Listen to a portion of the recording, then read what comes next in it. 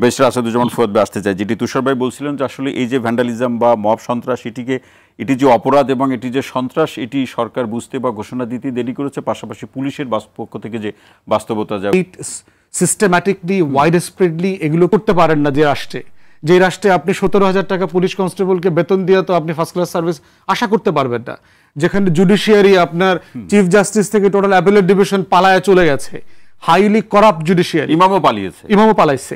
তাহলে সেই বাস্তবতায় বিচারহীনতার এই কালচারকে স্টেট প্রমোট করেছে, যেই রাষ্ট্র খুনকে প্রমোট করেছে, হাজারে হাজারে খুন প্রমোট করেছে, লাশ নাই করে দিয়েছে, সেই রাষ্ট্রে সাডেনলি আপনি আশা করতে পারেন না যে আমরা সব ভদ্র হয়ে গেছি, হঠাৎ করে একটা ঘটনার পরে সবাই ভালো হয়ে যাবে, এটা আশা করা যায় না, সেটাই আপনি বলছেন। এই জন্য হচ্ছে এটাকে একটা সিস্টেমেটিক ইস্যু আকারে, টোটাল ধারাবাহিকতা আকারে আলোচনা করতে হবে।